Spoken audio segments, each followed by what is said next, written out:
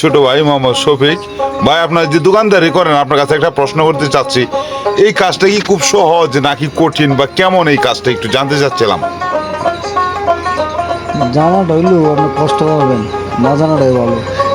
না, অনেকে নতুন নতুন উদ্যোক্তা আছে, মনে করে যে আসলে আমি নিজেও মনে করি যে এটা মনে হয় খুব সহজ কাজ, দোকানে বসে থাকা, মালামাল বিক্রি করা, তার থেকে কিছু লাভ হবে, তা দিয়ে চলা।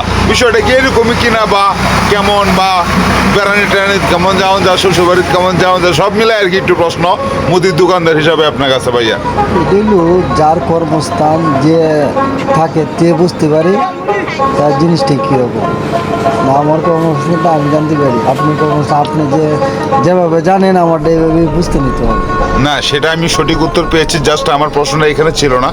আমার প্রশ্নটা ছিল এই যে একটা মুদির দোকান, বিশাল বড় একটা দোকান, সেই দোকানটা হচ্ছে আমাদের নেত্রকোনা রাজুর বাজার থেকে একটু সামনে আসলেই গজিনপুর মোড়ে। আর এই গজিনপুর মোড়টা আসলে এদিক দিয়ে অনেক মানুষের আনাগোনা, আর আনাগোনার কারণটা হচ্ছে এখানে আসলে দুইটা রুট রয়েছে, একটা হচ্ছে কলমাকান্দা রুট, আরেকটা হচ্ছে দুর্গাপুর, সেই পাহাড়ি বর্ডার এলাকার রুট।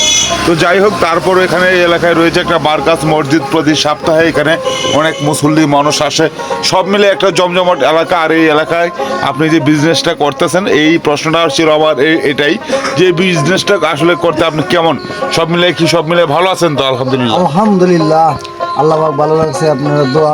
এই ভিডিওটা আমি ফেসবুকে ছাড়বো, আমার ভিডিও দেখে যদি এসে কেউ বলে যে আমি আরিফ ভাইয়ের ভিডিও দেখে আপনার দোকানে আসছি, তার জন্য 10% ছাড়, কথা তো সত্য। সত্য। আচ্ছা, যাই হোক, সুপ্রিয় দর্শক, শুনতেই পেলেন, এটা হচ্ছে আমাদের খোঁজপুরের মোড়ে। আর এই গজিনপুরের মোড়ে আইসাই এই যে দেখতে পাচ্ছেন শফিক ভাইয়ের দোকান, এখানে চলে আসবেন। আর সবাই যদি আইসা বলেন যে আমরা ভিডিও দেখে আসছি, তাহলে সবার জন্য 10 টাকা ছাড় থাকবে।